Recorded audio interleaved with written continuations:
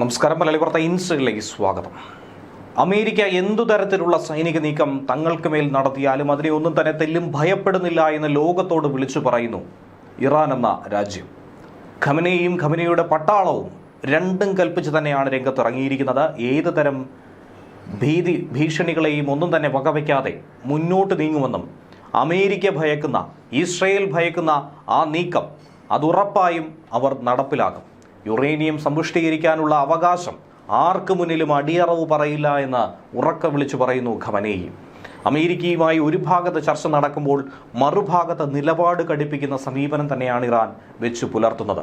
Ballistic missile പദ്ധതികളൊക്കെ തന്നെ Iran മുന്നോട്ട് കൊണ്ടുപോകുന്നു. ഏറെ ആശങ്കയോടുകൂടി ഇസ്രയേൽ കാര്യങ്ങളൊക്കെ തന്നെ നോക്കിക്കാണുന്നു. ഇതിനിടയിൽ തന്നെയാണ് 4 പതിറ്റാണ്ടിനിടയിൽ പതിവ് തെറ്റിച്ചുകൊണ്ട് ഖമനേയി ഒരു അസാന്നിധ്യം ഉണ്ടാക്കിയിരിക്കുന്നു. ഇറാന്റെ തന്ത്രപരമായ ജാഗ്രത ലോകത്തിന് മുന്നിൽ വിളിച്ചോതുന്നു. യുദ്ധസന്നാഹങ്ങൾ തങ്ങൾ ഒരുക്കി കഴിഞ്ഞിരിക്കുന്നു, സജ്ജമായിരിക്കുന്നു, പ്രതിരോധ കോട്ട എന്നുള്ള ജാഗ്രതയുടെ ഭാഗമായിട്ടാണ് ഈ അസാന്നിധ്യമെന്നാണ് അന്താരാഷ്ട്ര വിദഗ്ധരടക്കം വിദേശകാര്യ വിദഗ്ധരടക്കം നിലവിൽ വിലയിരുത്തുന്നത്. അമേരിക്കയുമായി ഒരു ഭാഗത്ത് ആണവ കരാർ ചർച്ചകൾ നടക്കുമ്പോൾ കൃത്യമായ നിലപാട് തുറന്നു പറയുന്നു ഓരോ ഘട്ടത്തിലും ഇറാൻ എന്നുള്ളതാണ് ലോകത്തെ ഭയപ്പെടുത്തുന്നത്. കാരണം ഒരു ഭാഗത്ത് സമാധാനത്തിന്റെ പാതയും മറുഭാഗത്ത് അടിക്ക് തിരിച്ചടി എന്ന രീതിയിൽ ഭീഷണിക്ക് മറുഭീഷണിയായി രംഗത്ത് വരുന്നത്. ടെഹ്റാൻ ആണവ സമ്പുഷ്ടീകരണം ഉപേക്ഷിക്കുകയോ അമേരിക്കയുടെ സൈനിക സമ്മർദ്ദങ്ങൾക്ക് വഴങ്ങുകയോ ചെയ്യില്ല എന്നാണ് ഉറക്കെ വിളിച്ചു പറയുന്നത്. ഇറാൻ വിദേശകാര്യമന്ത്രി അബ്ബാസ് അരാഗ്ചിയാണ് ഇതിൽ ഒരു പ്രസ്താവന നടത്തിയിരിക്കുന്നത്. മിഡിൽ ഈസ്റ്റിൽ അമേരിക്കയുടെ അർമാദ എത്തിയതിനെയും അദ്ദേഹം ശക്തമായി തന്നെ തള്ളിക്കളയുന്നു. മേഖലയിലെ അവരുടെ സൈനിക സാന്നിധ്യത്തെ, ആ വിന്യാസത്തെ ഒന്നും തന്നെ തങ്ങൾ ഒരു കാലത്തും ഭയപ്പെടുന്നില്ല, തങ്ങളെ അത് ഭയപ്പെടുത്തുന്നുമില്ല. അമേരിക്കയെ തങ്ങൾ വിശ്വാസത്തിൽ എടുക്കുന്നില്ല എന്ന് തന്നെയാണ് അബ്ബാസ് അരാഗ്ചി എടുത്തു പറയുന്നത്. ആണവ കരാറിൽ അമേരിക്കയുടെ നീക്കം, അതിൽ എത്രത്തോളം ആത്മാർത്ഥതയുണ്ട്, അവർ എത്രത്തോളം വാക്ക് പാലിക്കും, അവർ പ്രതിജ്ഞാബദ്ധമാണോ എന്നുള്ള കാര്യത്തിലൊക്കെ തന്നെ ഏറെ സംശയം തന്നെയാണ് അരാഗ്ചി രേഖപ്പെടുത്തുന്നത്. ഇറാൻ ആണവ സമ്പുഷ്ടീകരണത്തിൽ നിന്നും ഒരു തരത്തിലും പിന്മാറില്ല എന്നുള്ള സൂചനയും നൽകി കഴിഞ്ഞിരിക്കുന്നു. പിന്മാറുമോ എന്ന ചോദ്യത്തിന് അരാഗ്ചി അത് തള്ളിക്കളയുകയാണ് ചെയ്തത്. ഇറാനെ സംബന്ധിച്ച് ഇറാൻ എന്ന രാജ്യത്തിന്റെ പരമാധികാരി കാര്യമാണ് ഇതെന്നാണ് പറയുന്നത്. ഞങ്ങൾ എന്തിനാണ് സമ്പുഷ്ടീകരണത്തിന് ഇത്ര നിർബന്ധം പിടിക്കുന്നത്? ഒരു യുദ്ധം ഞങ്ങളുടെ മേൽ അടിച്ചേൽപ്പിച്ചാലും അത് ഉപേക്ഷിക്കാത്തത് എന്തുകൊണ്ടാണ്? അത് മനസ്സിലാക്കുക. ഒറ്റ കാര്യം, കാരണം ഞങ്ങളുടെ പെരുമാറ്റത്തെ നിയന്ത്രിക്കാൻ ആർക്കും തന്നെ അവകാശമില്ല എന്നാണ് പറയുന്നത്. അമേരിക്കൻ ആക്രമണം ഉണ്ടാകുമെന്ന ആശങ്കയടക്കം നിലനിൽക്കുന്നതിനിടയിൽ ഖമനേയി പല വട്ടമായി മുന്നറിയിപ്പ് നൽകിയിരുന്നു. അമേരിക്ക ഏത് തരത്തിലും ഇറാനെ ആക്രമിക്കും, ഒരു നിമിഷം യുദ്ധം ആസന്നമായിരിക്കുന്നു എന്നുകൂടി ഖമനേയി മുന്നറിയിപ്പ് നൽകിയിരിക്കുന്ന ഘട്ടത്തിൽ തന്നെ വളരെ ജാഗ്രതയോടുകൂടിയുള്ള നീക്കങ്ങൾ കൂടി ഇറാനിൽ നടക്കുന്നു. അമേരിക്ക ഒരു യുദ്ധം തുടങ്ങിയാൽ അത് ഇറാനിൽ മാത്രമല്ല, പശ്ചിമേഷ്യയിൽ ഉടനീളം അത് വ്യാപിക്കുമെന്ന കാര്യത്തിൽ സംശയമില്ല. ഇനി വ്യാപിക്കുന്നത് മാത്രമല്ല, അതിനെ കെടുത്താനായി കഴിയാത്ത അവസ്ഥയിലേക്ക്, നിയന്ത്രിക്കാൻ കഴിയാത്ത വലിയ സംഘർഷമായി അത് മാറും എന്ന കാര്യം കൂടി ഖമനേയി തന്നെ എടുത്തു പറയുന്നു. ഇറാന്റെ ഈ നിലപാട് വെറുമൊരു ഭീഷണിയായി നോക്കി കാണേണ്ടതില്ല, മറിച്ച് പ്രാദേശിക സഖ്യങ്ങളെ, പ്രോക്സികളെ, മറ്റ് അനുകൂല രാഷ്ട്രങ്ങളെ ഒക്കെ തന്നെ ഒന്നിച്ചു നിർത്തി മുന്നോട്ട് കൊണ്ടുപോകാനും ഒരു വലിയ പടപ്പുറപ്പാടിനുള്ള കഴിവ് ഇറാനുണ്ട് എന്നുള്ള മുന്നറിയിപ്പായി കൂടിയാണ് ഇതിനെ വിലയിരുത്തേണ്ടത്. ഇറാൻ നേരിട്ട് ഏറ്റുമുട്ടൽ ഒഴിവാക്കിയാൽ പോലും ഇറാൻ ഏറ്റെടുക്കുന്ന ആ യുദ്ധം, അതിൽ നിന്നും പിന്മാറില്ല എന്ന് വേണം മനസ്സിലാക്കേണ്ടത്. സനയിലെ ഹൂതികൾ നടത്തുന്ന ആക്രമണമായിരുന്നാലും, ചെങ്കടലിൽ അമേരിക്കൻ കപ്പലുകളും ഇസ്രയേൽ കപ്പലുകളും മുക്കുന്നതായിരുന്നാലും ഒക്കെ ഇറാന്റെ ആക്രമണം തന്നെയാണ്. ഹിസ്ബുള്ളയും അതുപോലെ തന്നെ മറ്റ് പ്രോക്സി സംഘടനകളുമൊക്കെ ഇറാനൊപ്പം അണിചേരുമെന്ന കാര്യത്തിൽ സംശയമില്ല. പ്രോക്സി ഗ്രൂപ്പുകൾ മുഖേന ഇറാന് പക വീട്ടാനുള്ള, പ്രതികാരം പറഞ്ഞവസാനിപ്പിക്കാനുള്ള അത്രയധികം ആക്രമണം അമേരിക്കയ്ക്ക് മേൽ നടത്തും. അമേരിക്കയുടെ തന്ത്രപ്രധാനമായ മേഖലകളിലൊക്കെ, സൈനിക മേഖലകളിലൊക്കെ, ബേസ് ക്യാമ്പുകളിലൊക്കെ തന്നെ ആക്രമണം നടത്തുമെന്നതിൽ ഒരു സംശയവുമില്ല. ഏറെ ആശങ്ക നിലനിർത്തുന്ന വിഷയവും അതുതന്നെയാണ്.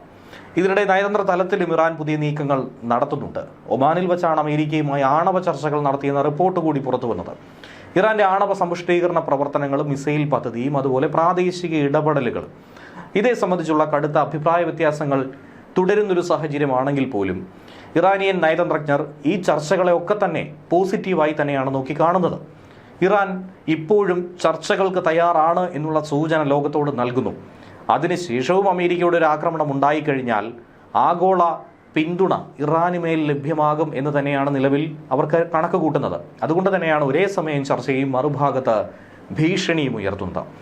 ആണവ സമ്പുഷ്ടീകരണം ഉറപ്പായും തുടരുമെന്നും അതിനെ തടയാൻ ഒരു കുഞ്ഞിന് പോലും സാധിക്കില്ല എന്ന് കൂടിയാണ് ഇറാൻ ആവർത്തിച്ച് പറയുന്നത്. അമേരിക്കയെ ഭയപ്പെടുത്തുന്ന, അമേരിക്കയെ വെല്ലുവിളിക്കുന്ന, അമേരിക്കയെ ചൊടിപ്പിക്കുന്ന ഒരു ഇറാൻ, അതുതന്നെയാണ് ഈ കാലഘട്ടത്തിനിടയിൽ നമുക്ക് കാണാൻ കഴിയുന്നത്. അമേരിക്കയുടെ ആവശ്യങ്ങൾക്കിനി തങ്ങൾ വഴങ്ങേണ്ടതില്ല എന്നുള്ള നിലപാടാണ് പ്രകടമാക്കുന്നത്. ഇറാന്റെ ആഭ്യന്തര രാഷ്ട്രീയ ഘടനയിലൊക്കെ നടക്കുന്ന ചർച്ചകളും ഈ സംഭവങ്ങളുമായി ബന്ധിപ്പിക്കപ്പെട്ട വിഷയം തന്നെയാണ്. അമേരിക്കൻ സമ്മർദ്ദത്തെ എങ്ങനെ നേരിടും? ഈ വിഷയത്തിൽ ഇറാൻ ഏറെക്കാലമായി പഠനം നടത്തുകയാണ്. രാഷ്ട്രീയ സൈനിക വിഭാഗങ്ങൾക്കിടയിൽ പലതരത്തിലുള്ള അഭിപ്രായ വ്യത്യാസങ്ങൾ ഉരുത്തിരിഞ്ഞു വന്നേക്കാം. എന്നിരുന്നാൽ പോലും ഒരു വിഭാഗം ശക്തമായി തന്നെ പ്രതിരോധം നടത്തണമെന്നും മുന്നോട്ട് തന്നെ പായണമെന്നും ആവശ്യം വയ്ക്കുന്നു. മറ്റൊരു വിഭാഗം പറയുന്നത് നയതന്ത്ര തലത്തിലെ സാധ്യതകളൊക്കെ നമ്മൾ പരിഗണിക്കണം, അത് പരിഗണിക്കാതെ മുന്നോട്ട് പോകരുത്. ഇങ്ങനെയൊക്കെയുള്ള വളരെ വ്യത്യസ്തമായ അഭിപ്രായങ്ങൾ ഒന്നിച്ചെത്തിയപ്പോഴാണ് ഒരു ഭാഗത്ത് ചർച്ചയും മറുഭാഗത്ത് ഭീഷണിയും എന്ന നിലയിലേക്ക് ഇറാൻ ഇപ്പോൾ മാറിയിരിക്കുന്നത്. ഖമനേയി എന്തായിരുന്നാലും പ്രധാനപ്പെട്ട ചടങ്ങുകളിൽ നിന്നൊക്കെ തന്നെ വിട്ടുനിൽക്കുന്ന ഒരു കാഴ്ച നമുക്ക് ഇത്തവണ കാണാനായി സാധിക്കുന്നുണ്ട്. മുതിർന്ന ഉദ്യോഗസ്ഥരാണ് ഖമനേയിക്ക് പകരക്കാരനായി ഇത്തവണ എത്തിയിരിക്കുന്നത്. ആഭ്യന്തര തീരുമാന പ്രക്രിയയിലടക്കം ഇടപെടലും ഒരു പൊളിച്ചുവാർപ്പ് അത് പ്രതീക്ഷിക്കാം എന്ന് തന്നെയാണ് മനസ്സിലാക്കേണ്ടത്. കഴിഞ്ഞ വെള്ളിയാഴ്ചയാണ് ഇറാനും അമേരിക്കയും തമ്മിൽ ആണവ വിഷയവുമായി ബന്ധപ്പെട്ട് ചർച്ചകൾ ഒമാനിൽ വെച്ച് ആരംഭിച്ചത്. അമേരിക്ക ഏർപ്പെടുത്തിയ സാമ്പത്തിക ഉപരോധത്തിൽ നിന്നും പുറത്തു വരാനാണ് ഇറാൻ ആണവ നിർവ്യാപന ചർച്ചയ്ക്ക് തയ്യാറായിട്ടുള്ളത്. അങ്ങനെയെങ്കിൽ ഈ പറയുന്ന ഉപരോധങ്ങളൊക്കെ തന്നെ എടുത്തെറിയാൻ അമേരിക്ക തയ്യാറാകണം. ചർച്ചയ്ക്ക് അമേരിക്കയ്ക്ക് തയ്യാറായിരുന്നു എന്ന കാര്യത്തിൽ ഇറാന് വലിയ സംശയമുണ്ടായിരുന്നു. വിദേശകാര്യമന്ത്രി അബ്ബാസ് അരാഗ്ചി അടക്കം ആ ആശങ്ക കഴിഞ്ഞ ദിവസം പങ്കുവച്ചിരുന്നു. അവർ ഞങ്ങളുടെ ആറ്റം ബോംബിനെ കുറിച്ച് ഭയക്കുന്നു എന്നാണ് അരാഗ്ചി പറഞ്ഞത്. എന്നാൽ ഞങ്ങൾ അത്തരമൊന്നും നോക്കുന്നേയില്ല. ലോകശക്തിയോട് ഇല്ല എന്ന് പറയുന്നതിനുള്ള ശക്തിയാണ് തങ്ങളുടെ കൈവശമുള്ള ആറ്റം ബോംബെന്നാണ് അരാഗ്ചി പറയുന്നത്. ഇറാനെ അമേരിക്ക ഭയപ്പെടുന്നു എന്ന രീതിയിലേക്ക് കാര്യങ്ങൾ കൊണ്ടുചെന്നെത്തിച്ചിരിക്കുകയാണ്. എന്തായിരുന്നാലും ബുധനാഴ്ച രാവിലെ ഇസ്രായേൽ പ്രധാനമന്ത്രി ബെഞ്ചമിൻ നെതന്യാഹുവുമായി വൈറ്റ് ഹൗസിൽ അമേരിക്കൻ പ്രസിഡന്റ് ഡൊണാൾഡ് ട്രംപ് ചർച്ച നടത്തുന്നുണ്ട്. അതിനുശേഷമായിരിക്കും ഒരു തീയതി പ്രഖ്യാപനം കൂടി ഉണ്ടാവുക. ഒരു പ്രധാനപ്പെട്ട വിവരം പുറത്തു വരാനിരിക്കുന്നത് സമ്പുഷ്ടീകരിച്ച യുറേനിയം ഇറാന് പുറത്തേക്ക് മാറ്റുക, ബലിസ്റ്റിക് മിസൈൽ പദ്ധതി പരിമിതപ്പെടുത്തുക, ഗൾഫ് മേഖലയിലെ മിലിഷ്യകൾക്കുള്ള ഇറാന്റെ സഹായം അത് പിൻവലിക്കുക, അത് വിലക്കുക, ഇതൊക്കെ തന്നെ ആയിരിക്കും ഇസ്രായേൽ അമേരിക്കയോട് ആവശ്യപ്പെടുന്ന വിഷയം. അമേരിക്കയെ സംബന്ധിച്ചും ആവശ്യമായിട്ടുള്ള കാര്യങ്ങൾ ഇതൊക്കെ തന്നെയാണ്. നെതന്യാഹുവിനൊപ്പം ഇസ്രായേൽ സൈനിക മേധാവികളും അമേരിക്കയിലേക്ക് പുറപ്പെടും. കൃത്യമായി കാര്യങ്ങൾ ട്രംപിനെ ബോധ്യപ്പെടുത്തുമെന്ന് തന്നെയാണ് കരുതുന്നത്. അമേരിക്കയുടെ പിന്തുണ ഉണ്ടെങ്കിലും ഇല്ലെങ്കിലും ഇറാനെ സംബന്ധിച്ച് അതിശക്തമായ ആക്രമണം അവർക്ക് നേർക്ക് അഴിച്ചുവിടുമെന്നാണ് ഇസ്രായേൽ പറയുന്നത്. ഇസ്രായേൽ ഊർജ്ജമന്ത്രി ഏലി കോഹനാണ് വൻ ശക്തികളോട് നോ എന്ന് പറയാനുള്ള ആർജവം തങ്ങൾക്ക് ആണവായുധമെന്ന അബ്ബാസ് അരാഗ്ചി പറഞ്ഞതിനിടയിൽ തിരിച്ചടിക്കുമെന്ന് ഇസ്രായേലും പറയുന്നത്. ഇറാന്റെ ബാലിസ്റ്റിക് മിസൈൽ പദ്ധതിക്കുള്ള പരിധി ഏർപ്പെടുത്തി പ്രാദേശിക സായുധ സംഘങ്ങൾക്ക് കൊടുക്കുന്ന ആയുധ സഹായം അവസാനിപ്പിക്കാതെ ഒരു തരത്തിലും സന്ധി ചെയ്യില്ല എന്ന് തന്നെയാണ് നെതന്യാഹു പറഞ്ഞിരിക്കുന്നത്. അമേരിക്കയുമായുള്ള ചർച്ചയിലൂടെ മാത്രമേ ആണവ പ്രശ്നത്തെ അഭിസംബോധന ചെയ്യാൻ കഴിയൂ എന്നാണ് ഇറാൻ പറയുന്നത്. ഇസ്രായേലുമായി ഒരു ചർച്ചയ്ക്കും തങ്ങൾ തയ്യാറല്ല. അമേരിക്കയുമായി ചർച്ച ചെയ്യാം, മാന്യമായ ഇടപാടാണെന്നുണ്ടെങ്കിൽ അതിൽ മുന്നോട്ട് നീങ്ങാം. ഇരു രാജ്യങ്ങൾക്കും നേട്ടമുണ്ടാകുന്ന ഒരു ഇടപാടായിരിക്കണം. യുറേനിയം സമ്പുഷ്ടീകരണത്തെപ്പറ്റി ചർച്ച ചെയ്യാൻ കഴിയില്ല എന്നായിരുന്നു ഇറാൻ നിലപാട് സ്വീകരിച്ചത്. അമേരിക്കയുടെ ഉപരോധങ്ങൾ നീക്കുന്നതിന് പകരം തങ്ങളുടെ ആണവ പദ്ധതി ആയുധമാക്കുന്നില്ല എന്ന് ഉറപ്പാക്കാനുള്ള നിരീക്ഷണവും പരിശോധനയും അനുവദിക്കാമെന്ന് വേണമെങ്കിൽ ഇറാൻ വാഗ്ദാനം ചെയ്തിരിക്കും. എന്നാൽ ആണവായുധം വികസിപ്പിക്കുന്നതിനുള്ള സാധ്യത മുന്നിൽ കണ്ട് യുറേനിയം സമ്പുഷ്ടീകരണം തുടരാൻ ഒരു തരത്തിലും അനുവാദം നൽകാൻ കഴിയില്ല എന്ന നിലപാടിൽ തന്നെയാണ് ഇപ്പോഴും അമേരിക്ക ഉറച്ചു നിൽക്കുന്നത്. ഇത് തന്നെയാണ് കൂടുതൽ കാര്യങ്ങൾ വഷളാക്കുന്നത്. ഏത് രീതിയിൽ ഇത് പര്യവസാനിക്കുമെന്നുള്ളത് കണ്ടറിയണം. മേഖലയിലെ അമേരിക്കൻ നാവികസേനയുടെ കപ്പൽ പട എത്തിയതിന് പിന്നാലെ തന്നെ ഇറാനും രണ്ടും കൽപ്പിച്ച് രംഗത്തിറങ്ങിയിരുന്നു. ഇറാനെ ആക്രമിക്കുമെന്ന് ട്രംപിന്റെ ഭീഷണി. ഇറാനെ ആക്രമിച്ചു കഴിഞ്ഞാൽ ഹോർമുസ് കടലിടുക്കിൽ വെച്ച് എങ്ങനെയും കഴുത്തു ഞെരിച്ച ട്രംപിന്റെ കപ്പൽപ്പടയെ ഇല്ലായ്മ ചെയ്യുമെന്ന് ഇറാനും വ്യക്തമാക്കി കഴിഞ്ഞു. കഴിഞ്ഞ ദിവസത്തെ അഭിമുഖത്തിലടക്കം ശക്തമായ തിരിച്ചടി നൽകുമെന്ന് ഇറാൻ വ്യക്തമാക്കിയതാണ്. മധ്യേഷ്യയിൽ നിലയുറപ്പിച്ചിട്ടുള്ള അമേരിക്കൻ സൈന്യം ഒരു ആക്രമണം നടത്തിയാൽ അത് തിരിച്ചവരുടെ സൈനിക താവളങ്ങൾക്ക് നേർക്ക് ബോംബിടുന്നത് പോലെ ആയിരിക്കുമെന്നാണ് അബ്ബാസ് അരാഗ്ചി പറഞ്ഞത്. അമേരിക്കയുടെ മണ്ണിനെ ആയിരിക്കില്ല ആക്രമിക്കുന്നത്, പകരം അമേരിക്ക മറ്റു പല മണ്ണുകളിലും കെട്ടിപ്പടുത്തിട്ടുള്ള അവരുടെ താവളങ്ങളെ തന്നെ ആയിരിക്കും ലക്ഷ്യമിടുക. അതിനർത്ഥം ആദ്യം ആക്രമിക്കുക ഇസ്രയേലിലേക്ക് തന്നെ ആയിരിക്കും.